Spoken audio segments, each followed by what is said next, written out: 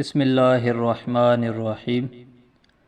حضرت سیدنا عبداللہ بن وہب حضرت سیدنا ابراہیم علیہ رحمۃ اللہ العظیم سے نقل فرماتے ہیں، بنی اسرائیل میں ایک نوجوان تھا جو اہل دنیا سے الگ تھلگ ایک عبادت خانے میں اللہ عز و جل کی عبادت کیا کرتا تھا۔ وہ ہر وقت یاد الہی عز و جل میں مشغول رہتا۔ کچھ بد باطن لوگ اس نوجوان سے حسد کرنے لگے اور انہوں نے یہ فیصلہ کیا کہ کسی طرح اس نوجوان کو ذلیل کرنا چاہیے۔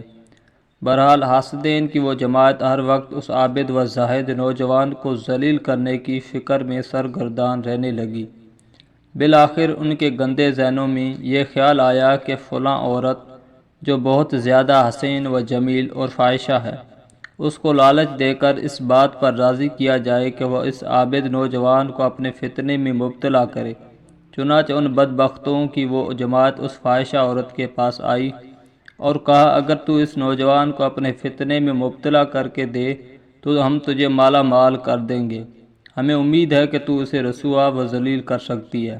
چنانچہ وہ فاحشہ عورت اس فعل مذموم کے لیے تیار ہو گئی اور ایک رات اس نوجوان کے عبادت خانے کی طرف چلی۔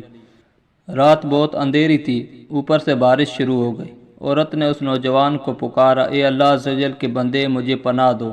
نوجوان نے اوپر سے جھانکا تو دیکھا کہ ایک جوان عورت دروازے پر کھڑی ہے اور اندر آنے کی اجازت مانگ رہی ہے۔ اس نوجوان نے سوچا کہ اس وقت اتنی رات گئی، کسی غیر محرم عورت کو داخلے کی اجازت دینا خطرے سے خالی نہیں۔ چنانچہ وہ نوجوان واپس اندر چلا گیا اور نماز میں مشغول ہو گیا۔ عورت نے دوبارہ ندا دی، اے اللہ عز و جل کے بندے، باہر بہت زیادہ بارش ہو رہی ہے اور سردی بھی بہت زیادہ ہے، خدا را مجھے ایک رات کے لیے پناہ دے دو۔ بار بار وہ عورت یہی التجا کرتی رہی۔ آخر کار نوجوان نے ترس کھاتے ہوئے اسے پناہ دے دی اور خود ذکر و اذکار میں مشغول ہو گیا۔ فاحشہ عورت سینہ کھولے نیم عریان حالت میں اس نوجوان کے سامنے آئی اور گناہ کی دعوت دیتے ہوئے اپنا آپ اس کے سامنے پیش کر دیا۔ با حیا نوجوان نے فوراً نگاہیں جھکا لی اور اس سے دور ہو گیا۔ وہ دوبارہ اس کے پاس آئی اور گناہ کی دعوت دینے لگی۔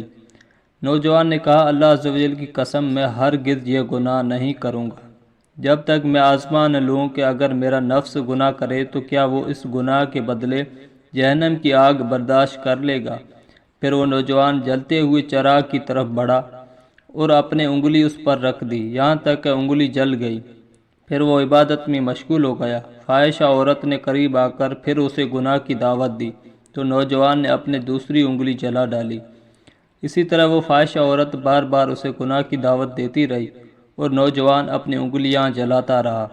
بالآخر اس پاک دامن متقی و پرہیزگار نوجوان نے اپنی ساری انگلیاں جلا ڈالیں، لیکن غیر محرم عورت کی طرف نظر اٹھا کر بھی نہ دیکھا اور اپنی عزت کی حفاظت کرتا رہا۔